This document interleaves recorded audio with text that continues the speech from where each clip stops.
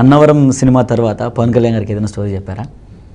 అన్నవరం తర్వాత లేదండి. యాక్చువల్గా అంత నాకు టెంప్టింగ్గా అనిపించినాయి. ఆయనకి సూట్ అవుతుంది అనుకున్న సబ్జెక్టు నాకు తగలేదు.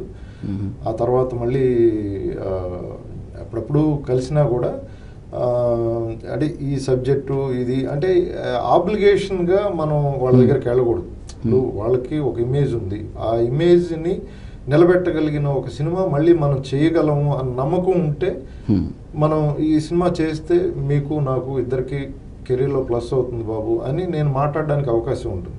ఎప్పుడు వన్ సైడ్గా ఉండకూడదు. సో దట్ తనకు కూడా ఏంటంటే మనం ఆబ్లిగేషన్ పెడుతున్నాము అనే ఫీలింగ్ తనకి రాకూడదు. సో దట్ తన ఇమేజ్ని దృష్టిలో పెట్టుకుంటాను. తనకి సెట్ అయ్యే సబ్జెక్ట్ దొరికినప్పుడే ముందు నేను ధైర్యం చేసి ఆయన దగ్గరికి వెళ్ళి ఇలాంటి ఒక సబ్జెక్ట్ ఉంది బాబు మనం కలిసి పనిచేద్దాం అని అడగడానికి ఆస్కారం ఉంటుంది. సో దట్ అలాంటి సబ్జెక్ట్ నాకు దొరకలేదు.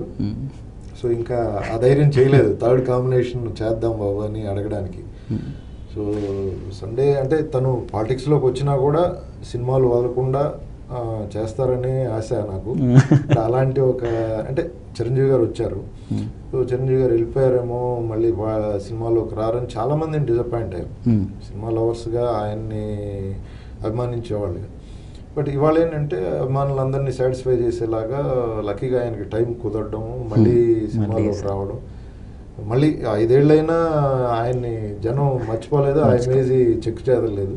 సో అది ఒక బ్యాంక్ బ్యాలెన్స్ లాంటిదండి. ఆ ఇమేజ్ని వాళ్ళు నిలబెట్టుకోవడం కోసం ఎవ్రీడే కష్టపడుతున్నారు.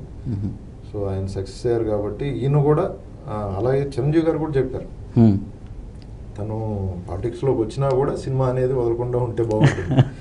బట్ బాబు అయితే ఏదో 2-3 ప్రాజెక్టులు చేసి మళ్ళీ పాలిటిక్స్లోకి ఫుల్ ఫ్లెడ్జ్డ్గా ఎంటర్ అవ్వాలనే ఒపీనియన్తో ఉన్నారు. బట్ అలా కాకుండా రెండింటిని బ్యాలెన్స్ చేయగలిగితే బాగుంటుంది.